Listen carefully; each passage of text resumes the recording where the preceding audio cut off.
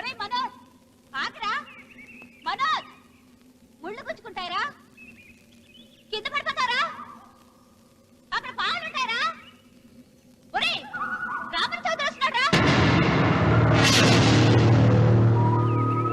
ముళ్ళకి భయపడలేదు పాముకి భయపడలేదు రామన్న చౌదరి పేరు వినగానే రాతి బొమ్మలా ఆగిపోయాడు. అవును, రామన్న చౌదరి చిన్నవాళ్లకి చిరుత పులి, పెద్దవాళ్లకు పెద్ద పులి. ఎవరితను? రాయలసీమ రామన్న చౌదరి తాతలు వారి కాలంలోనే సీమను వదిలి ఈ ప్రాంతంలోనే స్థిరపడ్డారు. వేలాది ఎకరాలు సంపాదించి జమీందారులుగా ఖ్యాతి పొందారు. అందుకే రామన్న చౌదరిని అందరూ రాయలసీమ రామన్న చౌదరి అంటారు. గుమ్మం దాటవలసి వస్తే నల్ల చొక్కా వేసుకుని బయలుదేరుతాడు. వీధి గుమ్మాన్ని వదిలిపెట్టి పెరటి గుమ్మం వైపు నుంచే వెళతాడు. ఎందుకో ఈమె సీతారత్నం. రామన్న చౌదరి అడుగులో అడుగు వేసి అతను మడుగులో దిగమంటే దిగే భార్య. తండ్రి కంటి చూపుతోనే సమస్తం అర్థం చేసుకునే పెద్ద కొడుకు మురళి. ఇతను ఇంజనీరింగ్ చదువుతున్న రెండో కొడుకు రఘు. తన భుజం మీదున్న జందెం కంటే ప్రేమగా, స్నేహితంగా చౌదరిని ప్రేమించే ఒకే ఒక వ్యక్తి ఈ వెంకట శాస్త్రి. ఇంతమంది తనను ప్రేమించిన రామన్న చౌదరి మాత్రం భూమిని ప్రేమిస్తాడు. తన కండతో, తన అండతో, తన మొండితనంతో కావాలనుకున్న దాన్ని ఆక్రమిస్తాడు. కాదన్న వాళ్లను కాలరాస్తాడు. ఈ భూమి మొత్తం నాది అని ఒక మ్యాప్ వేయించుకున్నాడు. ఈ కనిపించే మ్యాప్లో 90% అతను ఇప్పటికే ఆక్రమించుకున్నాడు. ఈమె పేరు నాగసులోచన. ఈ ముసలమ్మ నాగసులోచనకు బామ్మ. వీళ్ళ 5 ఎకరాలను మాత్రం ఆక్రమించుకోకుండా వదిలిపెట్టాడు రామన్న చౌదరి. అంతేకాదు, నాగసులోచనకు అప్పుడప్పుడు డబ్బు సాయం కూడా చేస్తుంటాడు. ఇక మిగిలింది ఇదిగో ఈ సుబ్బారాయుడి 10 ఎకరాల పొలం. గుండె బలం తనకుందంటాడు. ఇతను పహిల్వాన్ పాపారావు తన 15 ఎకరాల పొలం రామన్న చౌదరికి ఇవ్వనని అడ్డం తిరిగాడు. ఈ సాంబశివరావు తనకున్న 30 ఎకరాల పొలం ఇవ్వనన్నాడు. ఏ పనైనా తెలివితో చెయ్యాలంటాడు ఇతను. ఇవన్నీ ఒకప్పుడు రామన్న చౌదరి తండ్రి పొలాలు. వీళ్లు కౌలుదారు. కౌలుదారీ యాక్ట్ కింద వీళ్లు కోర్టుకెక్కి 15 ఏళ్లు గడిచాక గెలిచారు. అందుకే రామన్న చౌదరి కన్ను ఈ మన్ను మీద ఇప్పుడు పడింది. తన కుడి భుజం అన్వర్ని పొలం స్వాధీనం చెయ్యమని సుబ్బారాయుడి దగ్గరికి పంపాడు.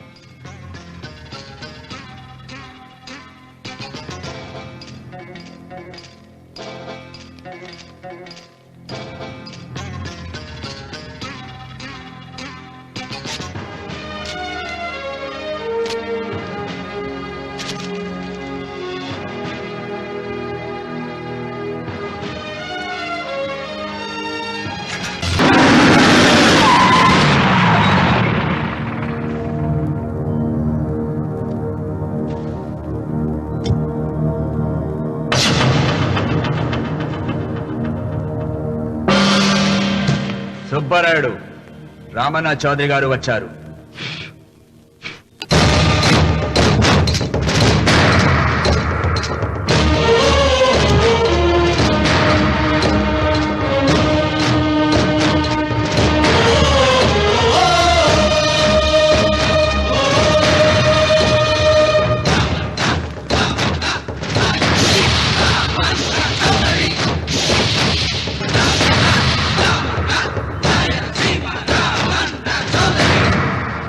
నిన్న కబరు తెచ్చాను కదా, ఇవాళ కవరు దస్తావేజు తెచ్చాను.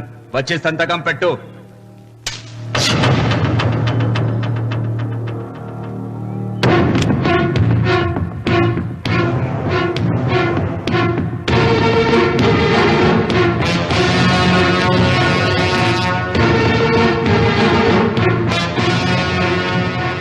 వెయ్యనా తిప్పను. సుబ్బారాయుడు, కొండ చిల్వ నోటులు కంఠం పడుతున్నావు, చేస్తావు. ఆకు తిప్పక ముందే సంతకం పెట్టాయి. అయినా ఆకు తిప్పతే ఏమవుతుంది నీకు తెలుసు కదా. అంత చావదచ్చినోడు ఏం కాదులే, నా వెనకమాల బలగం ఉంది. ఏం చేసుకుంటాడో చేసుకోమను.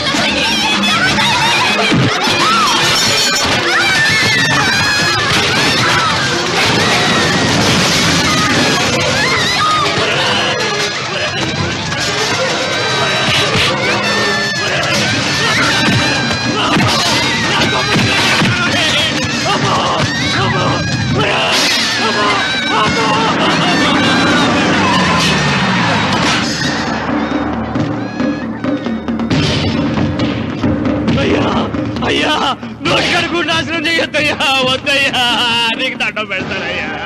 నీకు చేతులున్నది మాకు దండం పెట్టడానికే కాదురా, దస్తావేజుల మీద సంతకం పెట్టడానికి కూడా. అన్వర్, పెడతానయ్యా, 2 రోజులు గడిపియండి. నిన్న జరిగింది మర్చిపోను, నేడు జరగాల్సింది వాయిదా వేయను. రేపు జరగబోయే దాని గురించి ఆలోచించను.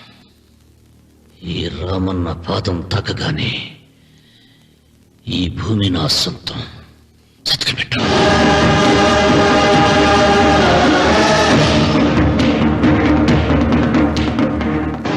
ఏయ్, బలవంతుడు ఎదురు వచ్చినప్పుడు తలవంచిన వాడు బాగుపడతాడు, ఎదిరించిన వాడు వాగులో పడతాడు. రామన్న చౌదరి.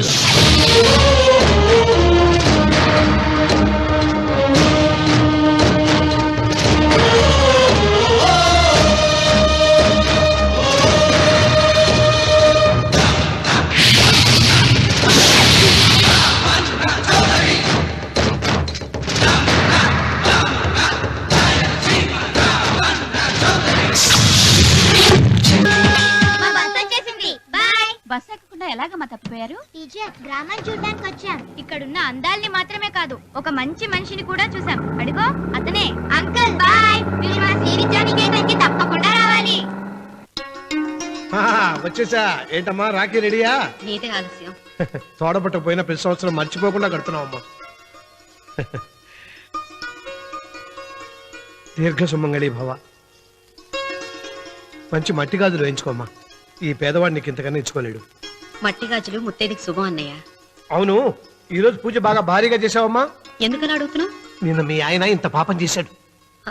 ఆయన వస్తున్నారు. ఏరా వెంకన్న, ఇందాకటి నుంచి ఆకాశవాణి వార్తలు వినిపిస్తున్నాయి. నన్ను చూడగానే టక్కున కరెంటు పోయిందేమిటి? నువ్వు మమ్మల్ని మాట్లాడిస్తే కదా. తప్పుకోమ్మా. అంతేనా? పొద్దున్నే తపాలా మోసిన సంగతి నాకు తెలిసిపోయిందని భయం. నేను తప్పాలా మోసానా? ఏం చేయలేమ్మా. వీడి గురించి నేను ఏమైనా చెప్పానా? ఇంతకు ముందే కదా అన్నయ్య ఆయన ఇంత పాపం చేశారన్నా. అయ్యో, దేవుని ముందైనా నువ్వు అబద్ధం చెప్పగలవేమో గాని మీ ఆయన ముందు నువ్వు అబద్ధం చెప్పలేవు. వెంకన్న, సీత చేత రాఖీ ఎందుకు కట్టించుకున్నావు? నా చెల్లెలి కాపురం బాగుండాలని. మరి నువ్వు అన్న జీవితం చల్లగా ఉండాలని కోరుకున్నావా? కోరుకున్నానండి. ఏం కోరుకున్నావు? వాడు గులాబీ తోట ఎండిపోయిందని తెలుసా? ఇదిగో సీత, రాఖీ కట్టించుకున్న చేత్తోనే ఈ డబ్బులు వాడికి